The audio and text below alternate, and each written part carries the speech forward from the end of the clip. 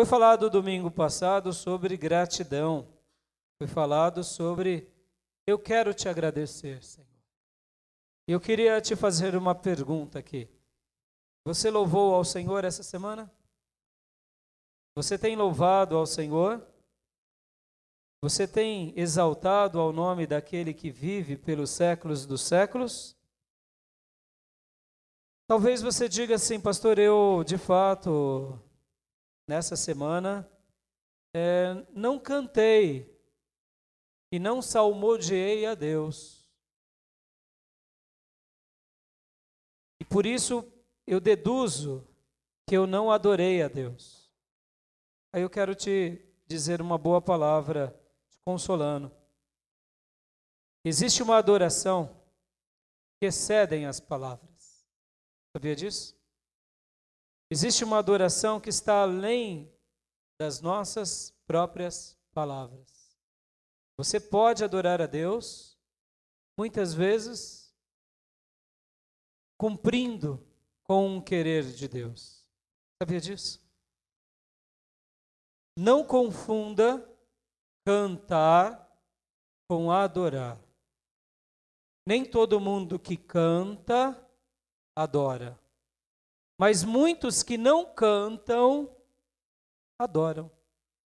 E eu quero te convidar a ler um texto na Bíblia de alguém que realmente fez uma adoração imensa,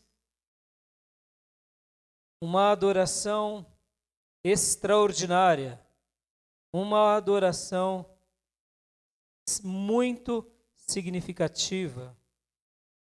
Quero te convidar a você abrir a sua Bíblia nos Evangelhos. Evangelho de Lucas, capítulo de número 22. Essa mesma passagem é registrada pelo Evangelho de Mateus e pelo Evangelho de Marcos. Lucas, capítulo de número 22.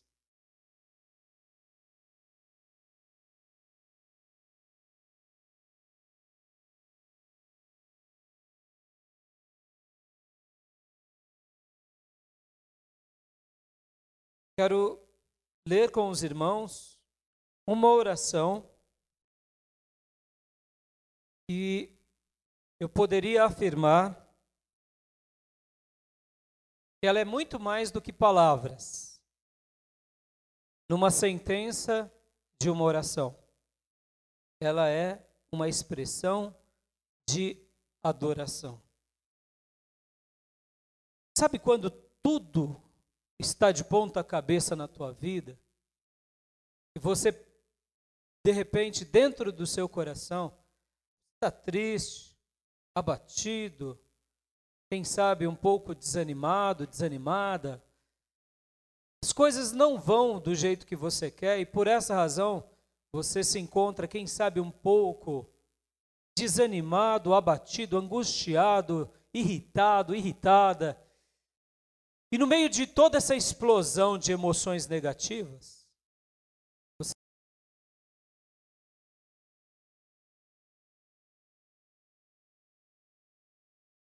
e na hora em que você está para falar palavras a Deus injuriosas, dentro da sua alma você para e diz assim: amém.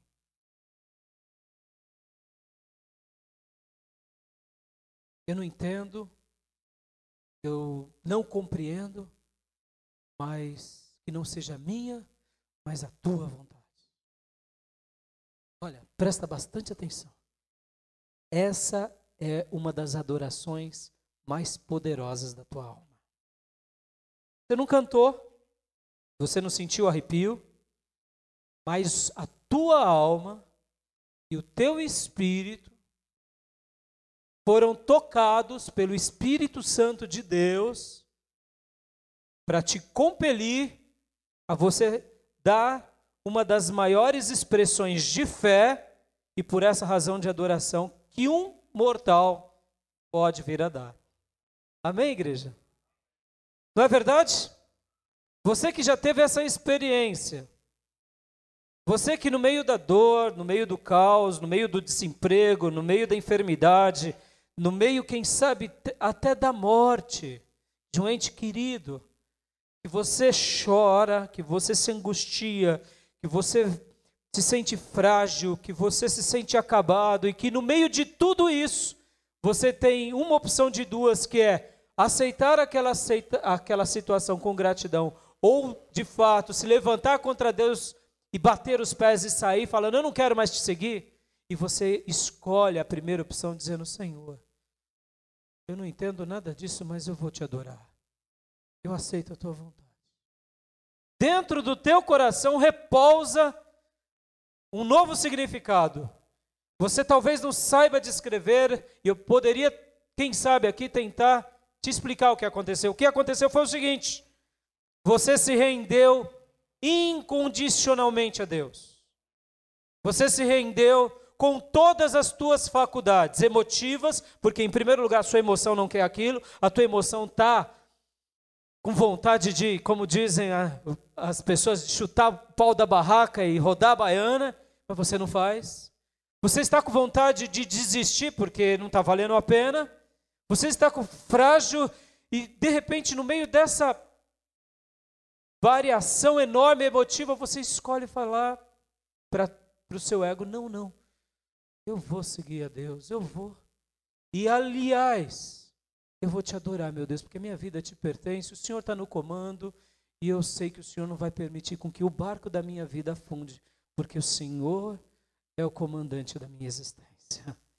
E aí a tradução de tudo isso é o quê? Tua vida encontra significado. Você fala, glória a Deus. Eu não sei porque eu estou fazendo o que eu estou fazendo, mas eu sinto que Deus está do meu lado. Louvado seja o nome do Senhor.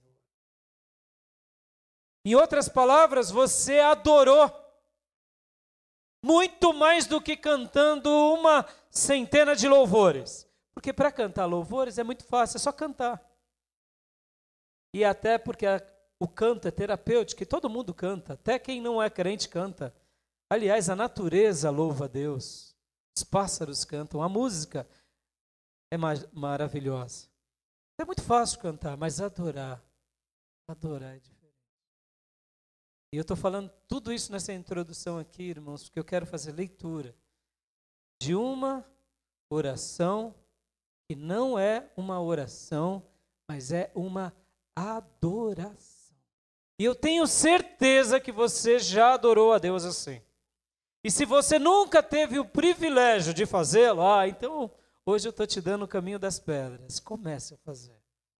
Porque é algo que eu tenho feito no meio dos meus conflitos e das minhas mazelas ao longo desses meus 20 e poucos anos de conversão.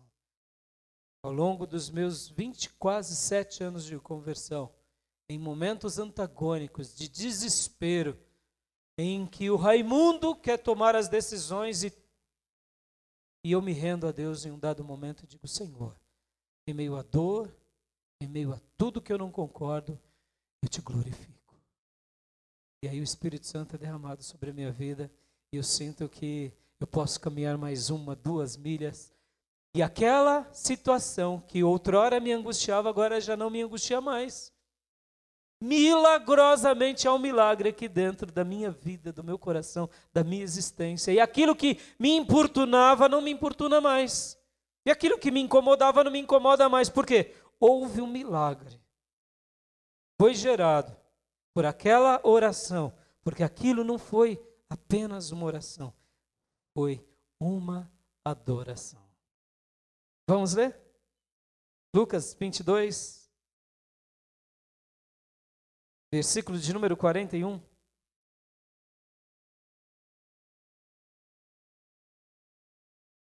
Lucas 22, 41 ao 44.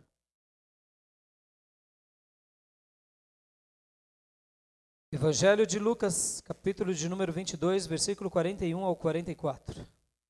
É a oração de Jesus no jardim do Getsêmani. Ele, por sua vez, se afastou cerca de um tiro de pedra e, de joelhos, orava. dizendo: Pai, se queres, passa de mim este cálice.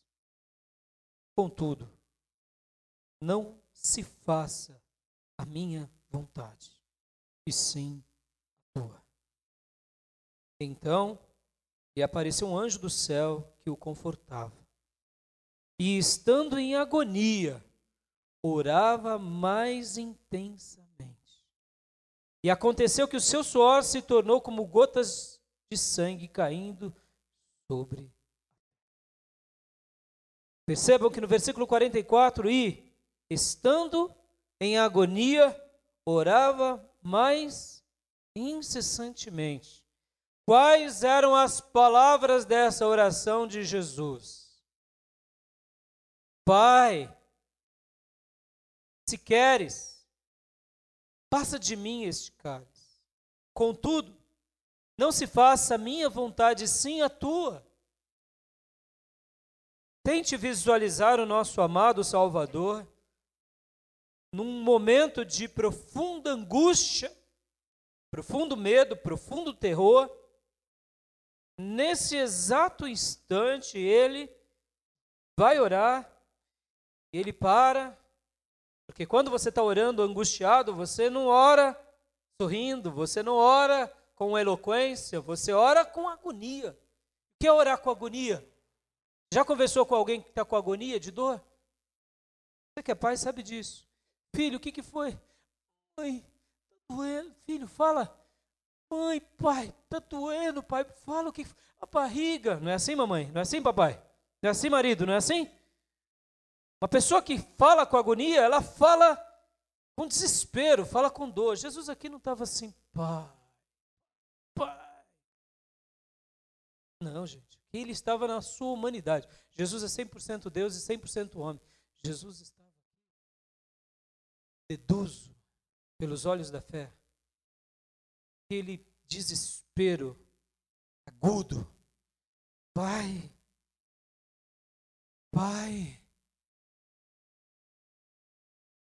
se queres, passa de mim esse cálice, Pai. Tu podes todas as coisas, Pai. Tu fez tanto, Pai. Mas que não seja a minha vontade, mas a tua. De repente ele virava para o lado e: Pai! E aqui o texto está descrevendo a agonia. E ele orava mais intensamente. A voz aumentando, os decibéis aumentando, a intensidade aumentando, porque a agonia era intensa. Irmãos, aqui foi um coral. Não só de oração, mas de louvor a Deus. Essas palavras não foram palavras apenas de uma súplica. Sim, foram e de fato são uma súplica. Sim, de fato é uma oração. Sim, de fato é uma intercessão. Sim, de fato é um derramar. Mas nisso tudo é muito mais do que uma oração. É uma rendição de um adorador que está dizendo: Deus, a minha vida está nas tuas mãos e por isso eu vou enfrentar a cruz pela humanidade. Estou agoniado. Sei que o Senhor vai estar do meu lado. Hoje, irmãos, eu quero dar sequência a uma segunda mensagem para vocês. Que não é apenas cantar, salmodiar, solfejar.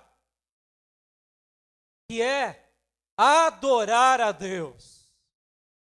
Não apenas com canções, mas quem sabe com um gesto, quem sabe com atitude de obediência, de renúncia. Deus, nessa noite, quer ensinar, eu tenho certeza, presta atenção no que eu vou dizer, que essa mensagem vai ser um divisor para a vida de vocês, um divisor de águas. Vai ser aqueles momentos divisórios, até aquele dia e antes daquele dia, em que fui impactado por Deus, de que fui ministrado por Deus, de que fui realmente tocado por Deus. O tema da minha mensagem é a adoração. E eu quero defender a seguinte tese hoje. Todo adorador, presta bastante atenção nisso, todo adorador ou toda adoradora é alguém destemido na sua fé.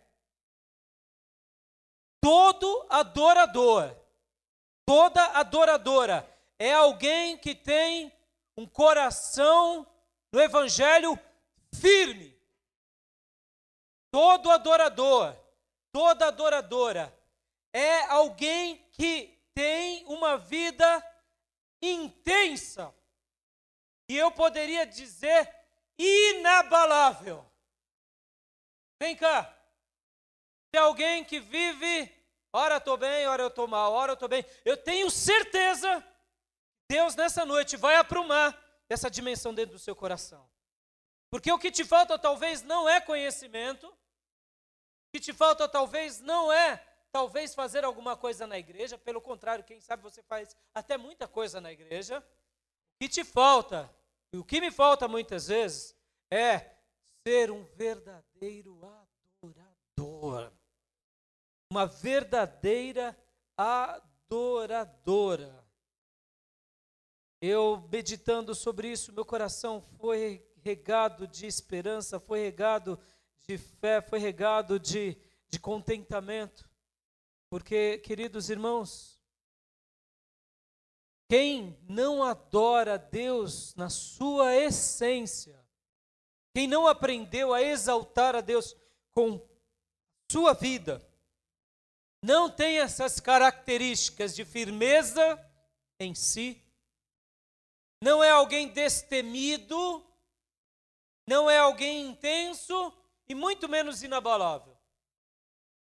Faça uma lição de casa na Bíblia e me mostre um filho de Deus ou uma filha de Deus que não foi um adorador e que era inabalável. Não tem.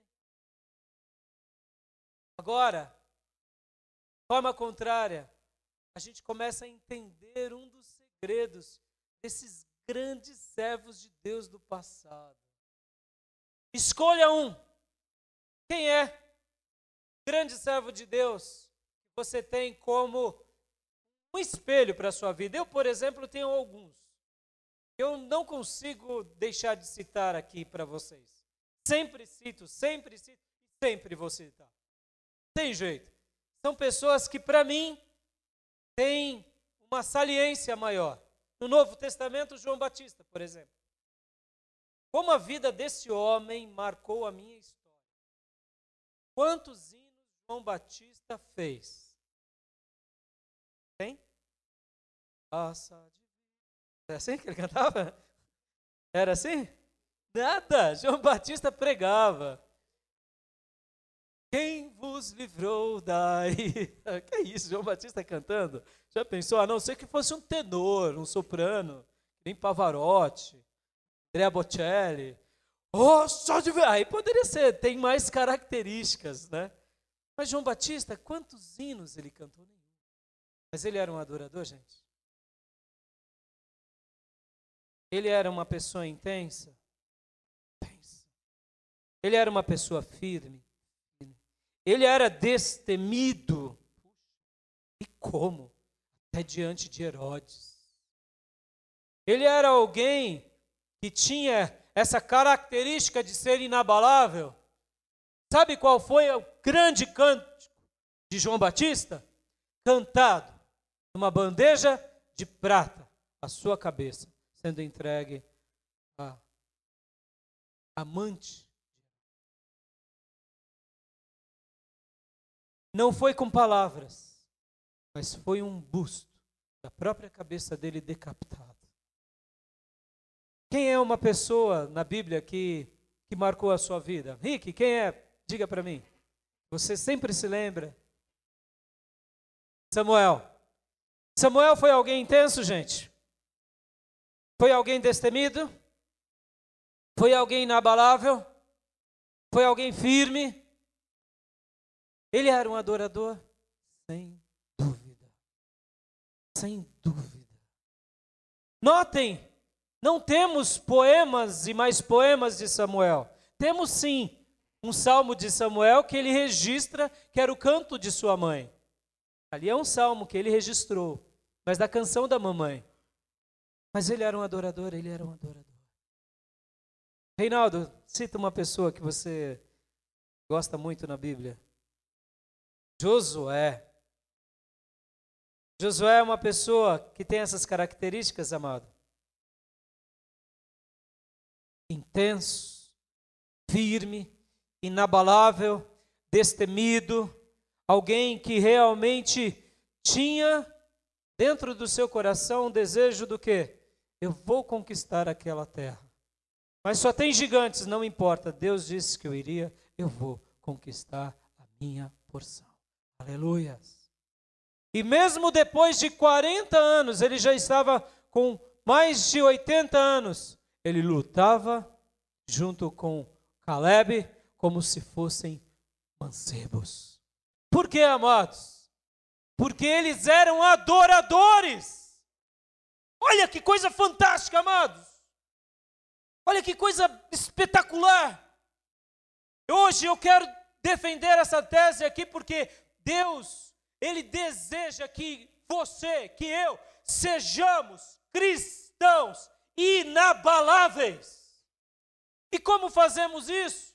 Nós aprendemos e temos aprendido que a palavra de Deus ela é tremenda e tudo começa com a palavra de Deus e é verdade. Aprendemos o segredo da oração, aprendemos a piedade, as práticas devocionais, ou como os puritanos chamam, os meios da graça, que é ir à igreja, estarmos testemunhando, mas o último degrau, fui profundamente ministrado essa semana por Deus, enquanto meditava, o último degrau que podemos subir para uma vida de escalada e de perene e constante vitória é o degrau da adoração. Enquanto não rompemos esse degrau, as vitórias não chegam na nossa vida na mesma dimensão que chegam na vida daqueles que são conquistadores para a glória de Deus. Pode fazer uma avaliação, pode ver na vida de algumas pessoas, parece que Deus abre portas e janelas do céu, as orações deles são respondidas. As pessoas chegam muitas vezes e perguntam, olha, ora por mim, porque a sua oração ela é respondida.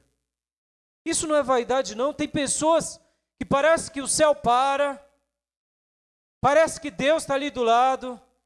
As pessoas, elas notam uma diferença, porque é visível, e não estou falando aqui a diferença financeira, eu estou falando a diferença espiritual.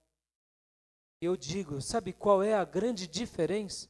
É porque essas pessoas, que é uma quantidade pequena apenas de cristãos, eles subiram o último degrau, que é o degrau da adoração, e lá se mantém caminhando em vitória, em vitória, em vitória, para a glória do Senhor.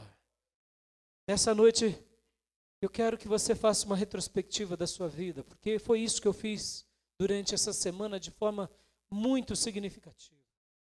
E pude ver que os momentos das maiores vitórias da minha vida foram momentos, invariavelmente, momentos que eu me rendi diante de Deus em profunda adoração.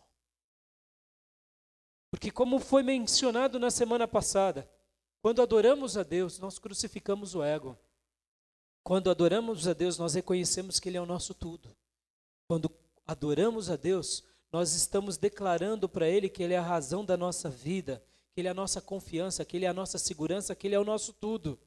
Então, quando realmente aliamos a nossa alma, o nosso espírito, a um novo estilo de vida, que não é o estilo de vida da murmuração, e sim da adoração, nós passamos a sermos cristãos invencíveis e inabaláveis. Aqui Jesus nos deixou a maior lição. A nossa redenção, a redenção de toda a humanidade estava diante dele a alguns passos, algumas horas adiante. E o que ele fez? Pai, se possível, passa de mim, mas que não seja minha vontade. É a cruz, Pai. Eu vou para a cruz. E tamanha foi essa adoração que os anjos vieram até ele e o consolaram. Irmãos, o que os anjos fazem no trono de Deus? O que os anjos fazem no trono de Deus? Adoram a Deus. Quando você adora a Deus, meu irmão, pode ser no calabouço, pode ser na tribulação, os anjos vão vir, vai te consolar, porque quem adora a Deus está realizando a linguagem divina. E onde há essa linguagem divina, há seres divinos. E onde há seres divinos, há uma presença poderosa de Deus sobre a minha vida e a tua vida. E é por isso que o diabo odeia um crente que adora e vive em adoração. E a adoração aqui, repito, não é somente canção, é aquela rendição que diz: sim, meu Pai, faça a tua vontade, glorificado seja o teu nome, exaltado seja o teu nome, porque eu vou cumprir com tudo que o Senhor tem para a minha vida, porque eu te amo, eu te adoro, eu te glorifico, e eu vou demonstrar com a minha vida que eu sou teu por toda a minha existência. Aleluias! Você se torna um cristão invencível, inabalável, porque nada te tira do centro da vontade de Deus.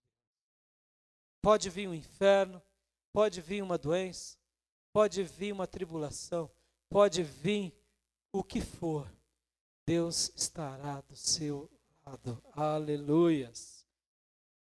Eu poderia citar aqui, irmãos, a vida de dezenas ou centenas de pessoas.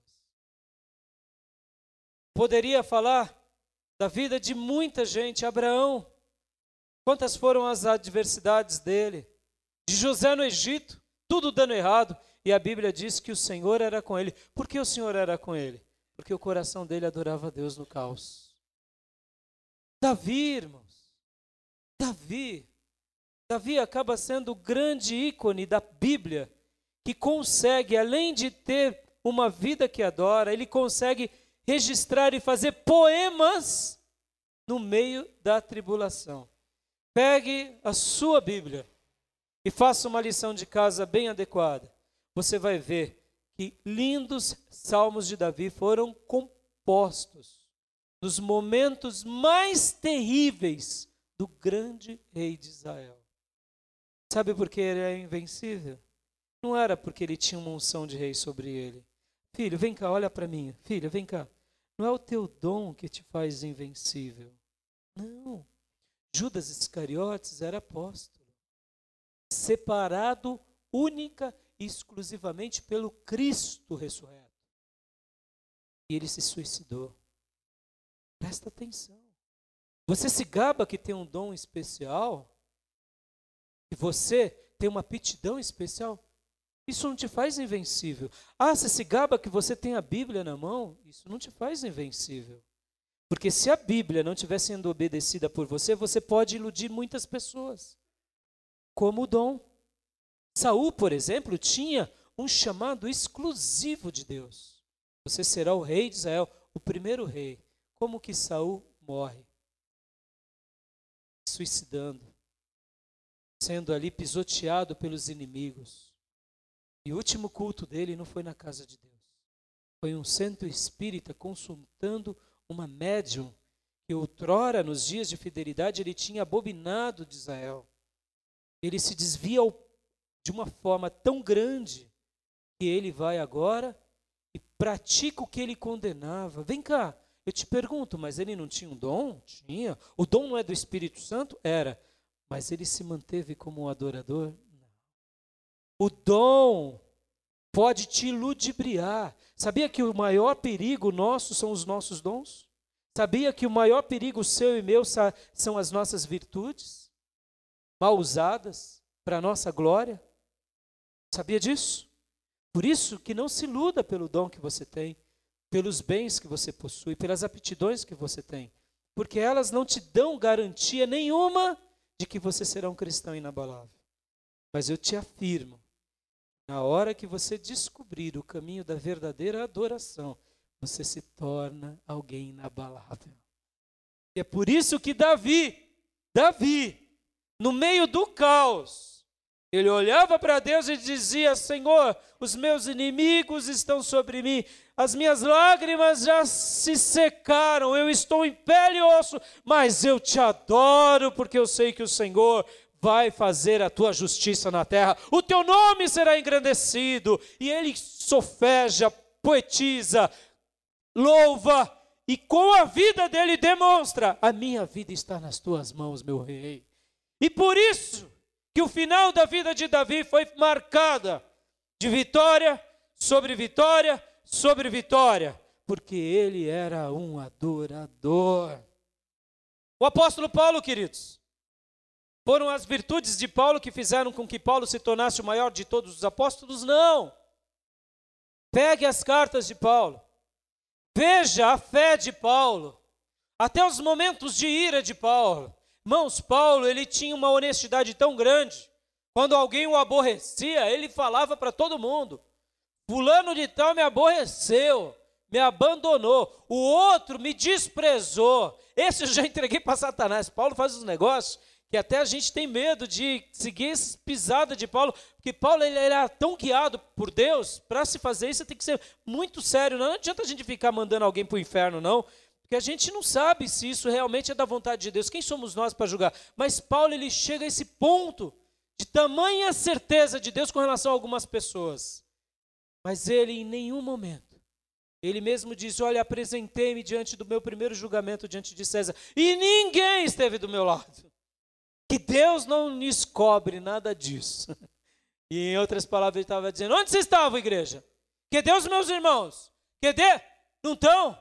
Mas olha, eu estou pronto a ser passado dessa vida como um aroma ao meu Deus. Paulo, em outras palavras, ele diz: corri toda a carreira, completei todo o meu percurso e agora estou preparado para me encontrar com o meu rei. Em outras palavras, ele dizia: eu sou o teu Jesus, eu te adoro, Jesus. Aquela expressão que diz: tudo posso naquele que me fortalece, que todos citam de uma forma até positivista. Irmãos, é bom ser positivo, mas cuidado para não ser um defensor do positivismo. Nós não somos defensores do positivismo, nós somos defensores da verdade, mesmo quando ela nos possa vir a ferir. Amém, queridos? Paulo, quando ele fala tudo posso naquele que me fortalece, nos versículos que antecedem, ele diz assim: passei fome, passei dificuldade, passei nudez, passei aflição, porque tudo posso naquele que me fortalece. O que ele está dizendo é o seguinte: eu vou viver a vida que Deus tem para que eu viva. Se eu passar dificuldade, Ele vai me sustentar. Se eu estiver na abundância, Ele vai me sustentar, porque Ele é o meu tudo e eu sou dele. Aleluia! Ele era um adorador. Vem cá, a sua vida é uma vida intensa.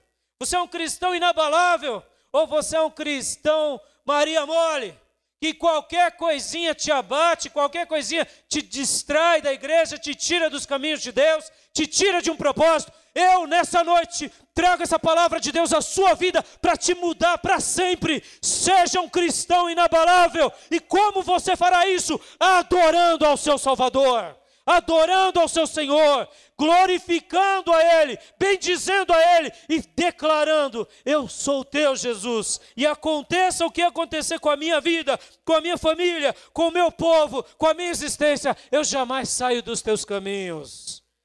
Fazendo isso, amado, todos nós nos tornaremos cristãos inabaláveis.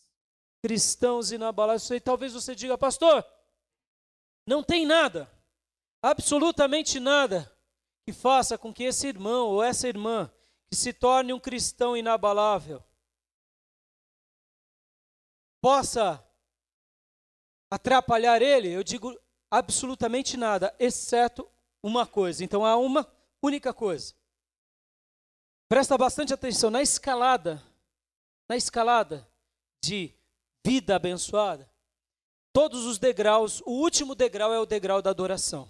Por que eu classifiquei, Deus ministrou isso ao meu coração? Porque você pode ser um teólogo exímio. Concorda comigo? Você pode conhecer a Bíblia do começo ao fim.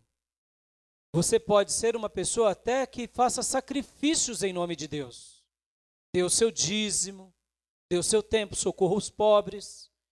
Mas de toda essa jornada de piedade, de práticas, de busca, de oração, se você não romper o obstáculo da adoração, você fez muitas coisas, Por exemplo, deixa eu dar uma explicaçãozinha aqui. Os antigos, os puritanos, falavam assim: você quer receber uma graça de Deus? O que é uma graça de Deus? Primeira coisa, a doutrina da graça é uma coisa tão grande que eu jamais conseguiria explicar para vocês em 5 minutos. Mas a graça de Deus é quando Deus se revela a nós. É o favor imerecido dele. Ele vem para mim e para você e mostra o seu amor, o seu perdão, o seu resgate. Então essa é a graça de Deus. E a graça de Deus vem para nós como um presente da parte dele, por meio da fé, que também a fé vem de Deus para nós. Essa fé e essa graça vem como presente para nós. Então a graça de Deus resume-se em todo o Novo Testamento. O Evangelho é o Evangelho da graça. Porque nós não somos salvos porque pagamos por isso. Somos salvos porque Jesus pagou em nosso lugar. Porque Jesus nos resgatou, Ele nos perdoou. E o perdão dele continua sendo derramado enquanto nós, com o coração arrependido, buscamos. Mas para os antigos, para os puritanos, depois da Reforma Protestante, eles diziam o seguinte, que existem meios da graça. O que seriam meios da graça? Por exemplo, a santificação. Quando você se santifica, uma graça de Deus vem sobre você. A vida na igreja é uma graça. Quanto mais você participa da igreja, da vida da igreja, vem uma graça de Deus sobre você. A oração. Quanto mais você ora, mais Deus te responde, mais a graça de Deus vem sobre você. Então, os puritanos, para facilitar essas doutrinas bíblicas, chamaram meios da graça. E eu diria que de todos os meios da graça, o último degrau e o mais difícil de rompermos é o degrau da adoração. Por quê? Porque a gente pode conhecer muito a Bíblia, a gente pode vir muito à igreja, a gente pode orar bastante, a gente pode até jejuar bastante, mas na hora de adorar de todo o coração, eu posso até cantar aqui na igreja, concorda? Mas Deus sabe se eu estou adorando de todo o coração. É ou não é, gente? Porque eu posso até estar dizendo assim, sim, pastor, é verdade, Deus está no controle, sim, pastor, a Bíblia é verdadeira. E dentro de mim eu estou falando assim, eu não acredito tanto nessa Bíblia. Aliás, eu não acredito tanto em Deus. Aliás, eu estou cantando porque todo mundo canta, eu sei que o diabo existe, então na dúvida, para eu não ir para o inferno, eu canto, porque afinal de contas vai que ele me pega. E aí fica esse dilema pobre, medíocre, uma fé rasa. Mas quando alguém faz como Maria, lembram de Marta e Maria? Lembram de Marta e Maria? Lembra? Irmãos, Jesus tinha Marta, Maria e Lázaro como os amigos dele íntimos. Ele ia para Betânia, já sabia que tinha hospedagem garantida na casa desses 3 discípulos, que não eram simplesmente discípulos, eram amigos de Jesus. Eles tinham uma amizade tão íntima com Jesus e ao mesmo tempo uma reverência, que é difícil você ser amigo de alguém irreverente a esse alguém. Geralmente as pessoas confundem. De vez em quando aqui na igreja eu dou um puxão de orelha em algum garoto ou em algum adulto que começa porque eu sou uma pessoa que eu amo intimidade, aí já me desrespeita como pastor. Eu chego e falo, rapaz, juiz, sou teu pastor. Porque tem gente que não tem essa sensibilidade de respeito e de reverência e mistura intimidade com irreverência. E Jesus, ele se aproxima para nós como amigo, mas como uma pessoa que quer a nossa reverência. E eles tinham isso de Jesus. Mas uma dada ocasião, Jesus está na casa de Marta e de Maria. E o que Marta faz? O que Marta estava fazendo, gente? O que Marta estava fazendo, gente? Vamos lá, gente, meus discípulos, vamos lá. Estava o quê? Trabalhando. Trabalhando por quem? Para quem? Quem era o convidado ali? Jesus. Estava trabalhando para Jesus. Mas vem cá. Deixa eu te fazer uma pergunta, um paralelo aqui. Você trabalha para Jesus? Você trabalha, você dizima para Jesus, você limpa o banco para Jesus, você toca para Jesus, você trabalha para Jesus, de repente você trabalha bastante para Jesus. Mas eu quero te dizer, o que Jesus disse para Marta? Marta, Marta, você está atarefada, Marta, fazendo coisas perenes, passageiras, mas Maria escolheu o grande segredo que não lhes vai ser roubado nunca, que é estar aos meus pés me adorando. Em outras palavras, deixemos de ser Martas com atividades, porque como eu disse, da escalada você pode estar até muito atarefado, se preparando, etc. Mas não adianta tudo isso se você não romper o último obstáculo para se tornar invencível em nome de Jesus. E como você faz isso? Quando você adora a Deus de todo o seu coração. Aí você entra nesse patamar e aí você está, eu diria, no nível dos vencedores, daqueles que se igualam a pessoas cheias de Deus, cheias de significado. Traduzindo, seria como, por exemplo, a nossa escada aqui do púlpito. Eu venho à igreja, eu leio a Bíblia, eu oro, mas enquanto eu, de fato, de todo o meu coração, não subo aqui no último degrau, eu não tenho como desfrutar de tudo que Deus reservou aqui para mim. Por quê? Porque eu ainda estou nesse último degrau. E eu só rompo esse quando, agora sim rompi, que é o da adoração. Amém, igreja? Mas aqui é um perigo. Não é mais um obstáculo, é um perigo. Uma única coisa que pode me fazer sair daqui e de repente cair aqui para baixo. Sabe o que é? Sabe o que é? Olha que coisa fantástica. Por isso que eu disse para vocês que essa mensagem vai mudar a vida de vocês. Ela está mudando aqui dentro da minha vida, do meu coração, para a glória do Senhor. Sabe, a única coisa que pode nos tirar daqui, dessa vida de significado que eu traduzi aqui, hipoteticamente como uma vida de vitórias, uma vida de alguém firme, de alguém constante, de alguém intenso, inabalável. Sabe o que é? É uma setinha chamada orgulho, vanglória, soberba. Presta bastante atenção.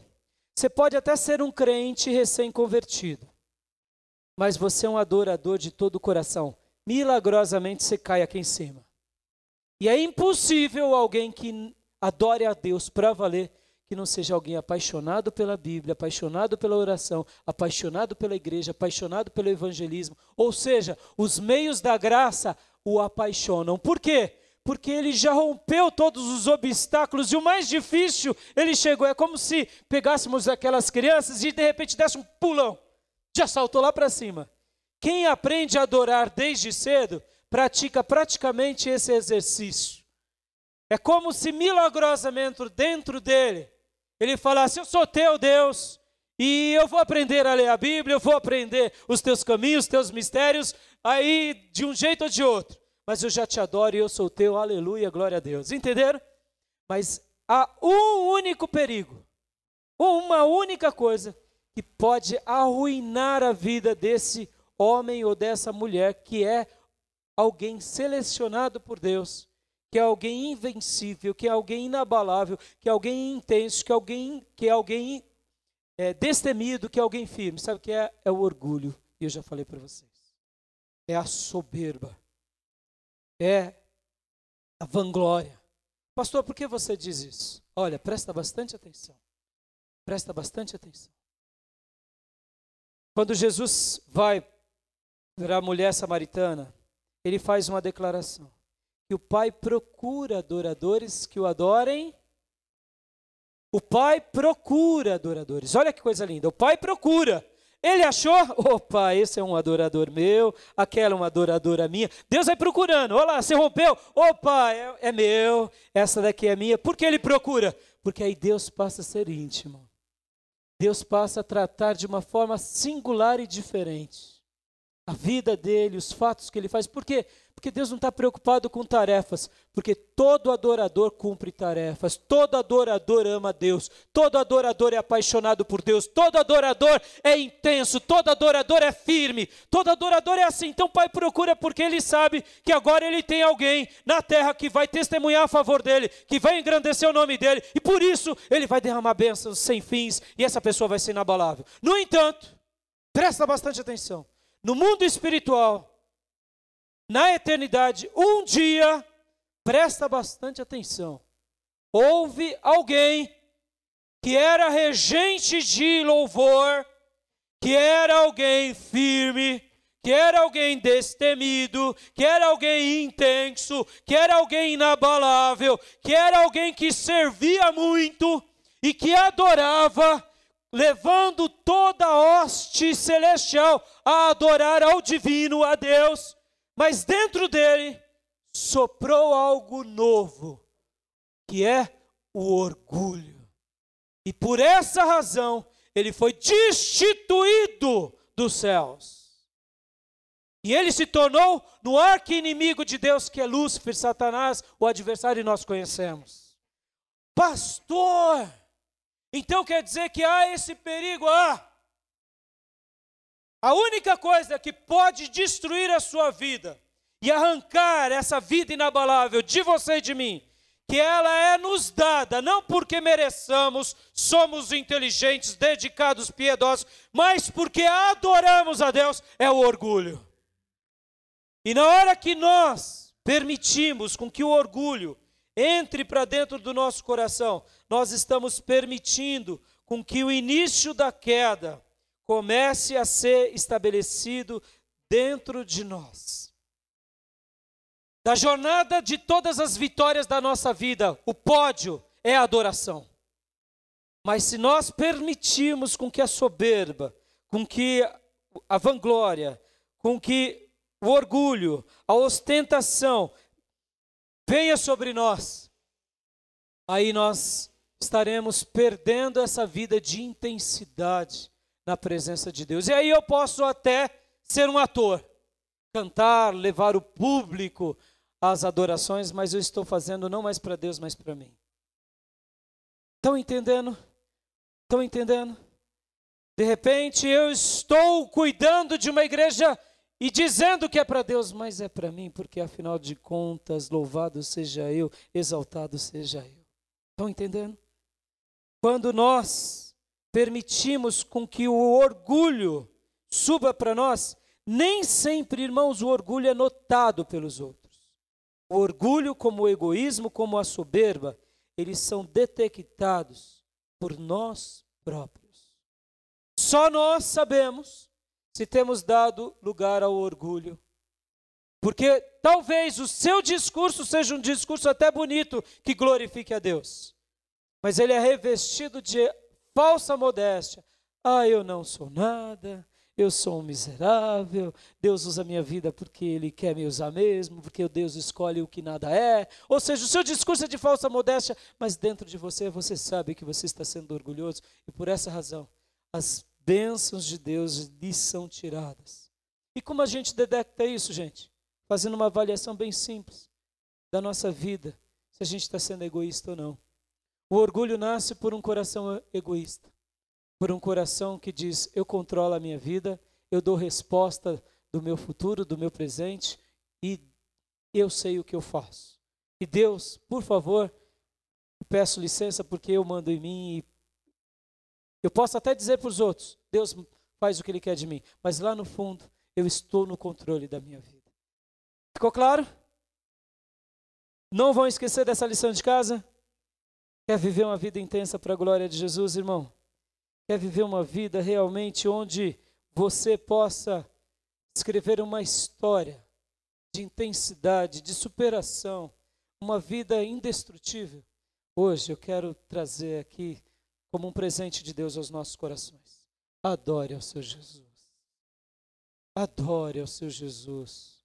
Quando o adversário ou você mesmo se permitir ser tentado pelo orgulho, renuncie isso.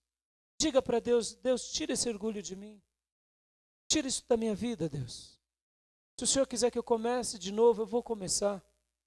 Deixa eu contar aqui uma ilustração para a gente, eu fazer os meus últimos comentários e aí a gente orar. Hoje estudamos a vida de John Bunyan. John Bunyan, 1638 a 1688.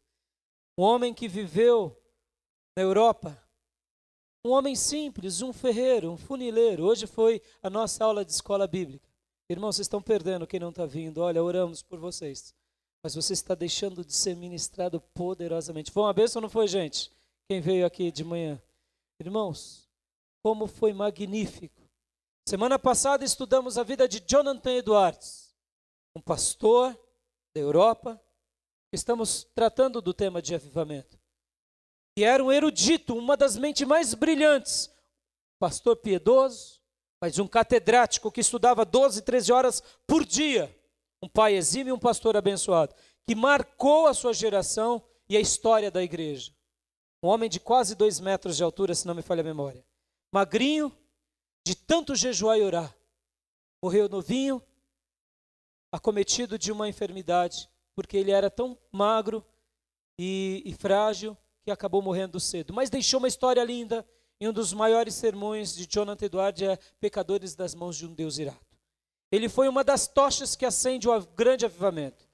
Depois dele veio Whitefield, veio John Wesley, e assim Spurgeon e tantos outros. Mas, hoje, diferente daquela mente brilhante, daquele homem catedrático, daquela família brilhante, que era a família de Jonathan Edwards e da sua esposa, a gente opinou em estudar sobre um homem simples.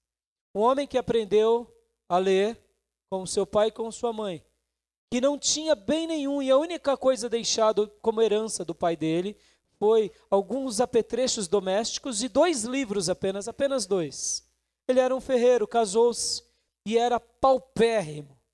E num dado dia, numa igreja, ele faz uma oração a Deus e pede: Deus, se eu estou aprendendo certo ou errado, me ilumina e me guia. E Deus então o inflama, visita, e ele entende a graça de Deus, e ele se apaixona pela Bíblia, e ele vira um pregador de praça pública. E ele começa a pregar, e logo houve uma certa admiração, porque afinal de contas, as igrejas já eram igrejas nessas cidades protestantes, mas elas estavam vivendo um dilema chamado algo parecido com os nossos dias. Crentes igrejados, você sabe o que é isso? Crente igrejado? E crente igrejado? Vem para a igreja, tem Bíblia, ora, você tem carteirinha de crente, você tem nome de crente, vive que nem crente, mas não é crente de fato, entendeu? Igrejado? Qualquer semelhança é mera coincidência, tá bom? Mas aí ele começa a pregar nas praças e começa a falar do amor de Deus. E aquele homem ferreiro, que não tinha estudo, não tinha nada, chama muita atenção. E muitas pessoas começam a se converter. As igrejas dos seus dias ficam inquietas, porque afinal de contas, como o ferreiro vem ensinar a nós? E o prendem. E o prendem simplesmente porque ele era um ferreiro, pregador. E dizem: se você voltar a pregar, você irá ser preso severamente. Porque havia uma lei na cidade que não podia quebrar os trâmites religiosos. Amados, lembrem disso.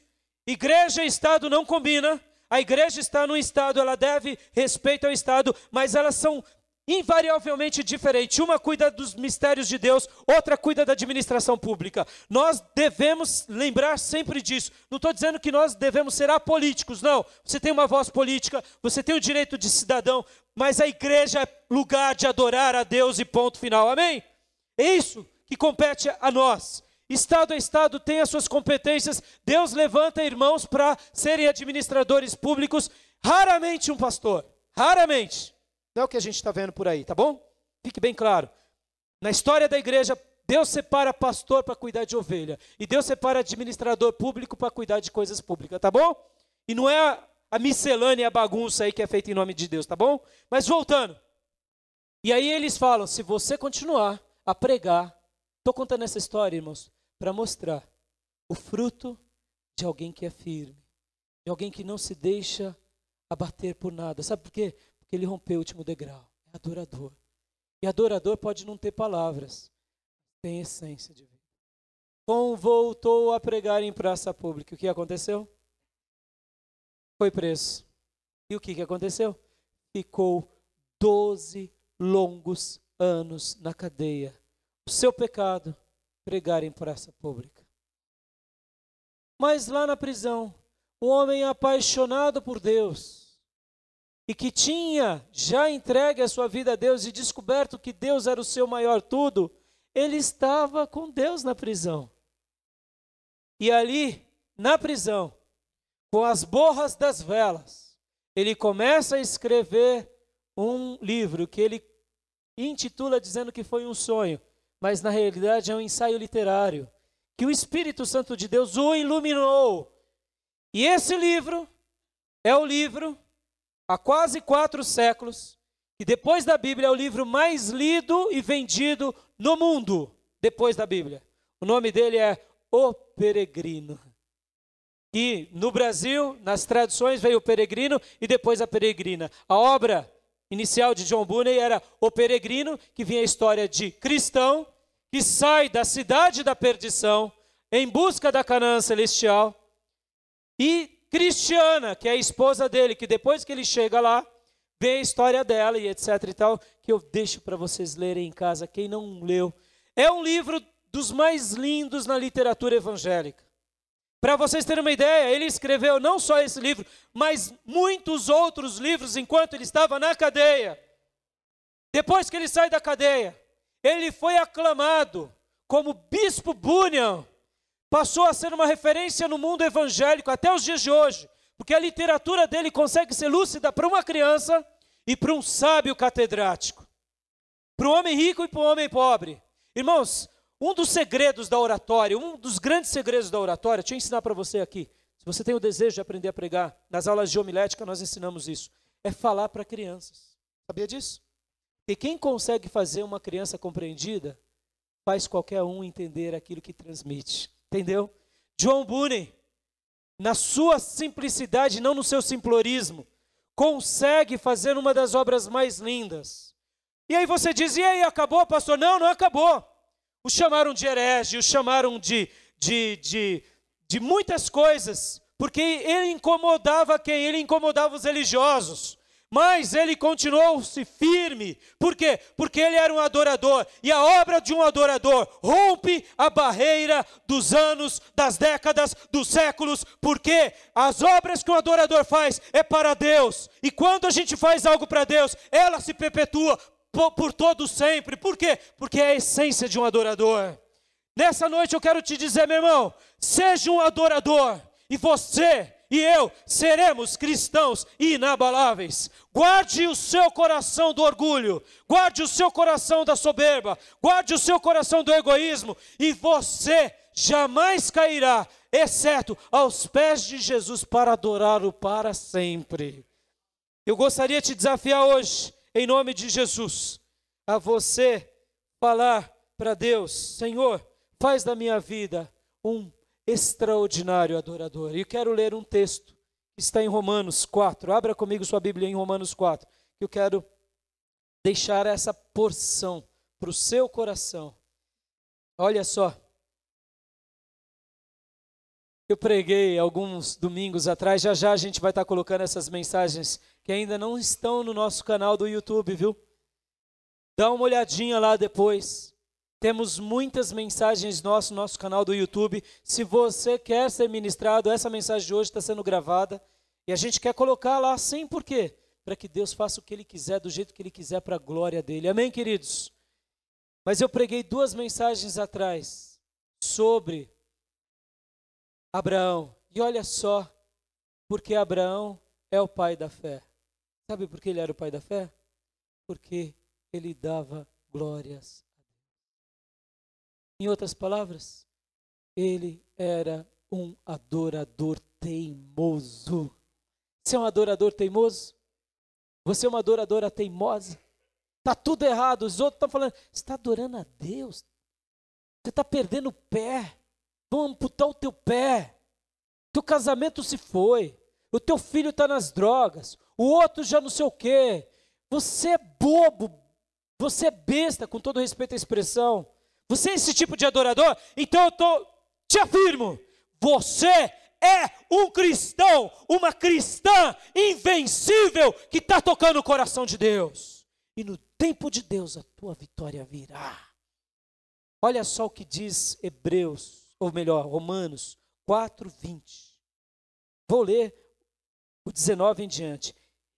E sem enfraquecer na fé, embora levasse em conta o seu próprio corpo amortecido, sendo já de 100 anos e a idade avançada de Sara, não duvidou por incredulidade da promessa de Deus.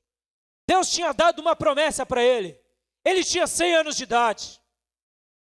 Fazia 25 anos que ele estava esperando a promessa dele. Tudo estava dando errado sobre essa promessa. O corpo dele já estava desfalecendo. A mulher dele já tinha perdido as suas saúdes de mulher para ter um filho. E mesmo contra a esperança, ele não duvidou de Deus. Porque Deus tinha dito para ele. E ele, dentro do coração dele, dizia: eu vou dar glória a Deus. Ele não duvidou contra a esperança. Estava tudo desfavorável. Meu irmão, de novo, as coisas estão desfavoráveis para você. Você não está conseguindo vencer porque você não está rompendo os degraus. Rompa em nome de Jesus, adore a Deus. Adore. E você vai ser um cristão, uma cristã invencível. Olha o que Abraão fez. Não duvidou por incredulidade da promessa de Deus, mas pela fé. É uma atitude de fé. Se fortaleceu. Se fortaleceu como aqui? Dando glória a Deus. E aqui, irmão, não é somente dizer palavras ao vento. É viver. Amém, igreja? Porque você pode até estar dando glória a Deus com o coração murmurando. Sabia disso? Você não tem opção. Você quer a tua vitória, então você fala para Deus assim: glória a Deus, Deus, glória a Deus, glória a Deus. Como se Deus tivesse obrigação de fazer alguma coisa. Mas o seu coração não está nele. Você está entendendo o que eu quero dizer? Você é inteligente, você tem o Espírito Santo. Não estou dizendo que quem tem essas práticas está errado, não. Eu quero corrigir. Porque você pode estar até calado, chorando, mas o teu coração está como o de Jesus. Pai, tu pode todas as coisas, Pai. Pai, se possível, passa de mim esse cálice, mas que não seja a minha vontade, mas a tua. Em outras palavras, você pode não ter voz, você pode não ter palavra, mas dentro da tua alma você está dizendo assim: glória a Deus, glória a Deus, glória a Deus. Você vai ser invencível em nome de Jesus. Feche os seus olhos, curva a sua cabeça e nessa noite diga: Deus, eu quero ser alguém invencível. Não porque eu quero vitórias simplesmente pelas vitórias, mas porque eu quero ser um adorador. E nessa noite o Senhor falou comigo e eu quero sair dessa igreja. Eu quero, após ouvir essa mensagem, me esforçar ao máximo, porque eu quero te adorar. Porque tudo que o Senhor fez para mim, o Senhor merece. E eu vou te adorar em espírito e em verdade. Eu vou te adorar, eu vou te servir. E eu sei que no teu tempo e da tua forma, o Senhor vai me recompensar, vai me abençoar, e eu vou ver o Senhor na minha vida. Se você quer fazer essa oração comigo, onde você estiver, se coloca de pé, erga suas mãos e comece a clamar a Deus. Senhor, me faça ser alguém firme na fé, me faça ser alguém destemido, me faça ser alguém intenso, inabalável, me faça ser alguém, Senhor, com esse ímpeto de te adorar. Aleluias. Oh Senhor, em nome de Jesus, Pai, aqui estão os teus filhos e filhas que se colocaram de pé, que querem nessa noite aprender esse segredo de ser um adorador, alguém que não vive uma vida oscilante. Eu sei que tem horas que achamos que as coisas não vão dar certo. Eu sei que nós sofremos o mal da nossa carne que milita contra nós, como Paulo diz. Mas eu sei, Pai, que é alguém que aprendeu o caminho da adoração. É alguém que diz, como Abraão: eu vou te glorificar, eu vou te exaltar, porque eu entendo que tu és o único e o verdadeiro Deus. E tudo que o Senhor fez para a minha vida é majestoso, é maravilhoso. E eu vou te servir, porque não tem nada melhor nessa vida do que te adorar. Em nome de Jesus, Pai, todos esses irmãos que se colocaram de pé, eu te peço, meu Pai, em nome de Jesus, cobre-os com teu sangue, cobre-os com teu sangue, e faça-os ser mais do que vencedores em Cristo. Não simplesmente ensina-os a serem invencíveis por causa das bênçãos, mas ensina-os a serem invencíveis pelo segredo que hoje nos foi revelado, como uma iluminação de sermos adoradores. Pessoas que marcam o teu coração, pessoas que te adoram com um estilo de vida, te adoram enquanto vivem e continuam te adorando e morrem te adorando. Porque eu aprendi, Pai, que quando morremos te adorando é porque vivemos uma vida toda te adorando. E nada, simplesmente nada, se compara com alguém que te adora. E é no nome de Jesus que eu te agradeço. E peço, ajuda o teu povo a te adorar. A mim, a te adorar. Como Maria te adorou. Como Abraão te adorou. Como Jesus no Getsemane te adorou. Queremos te adorar, Pai. Queremos te adorar. E simplesmente te adorar. Obrigado pela vida de John Bunyan, o Bispo Bunyan, que foi alguém que fez essa obra tão linda que continua falando aos nossos corações.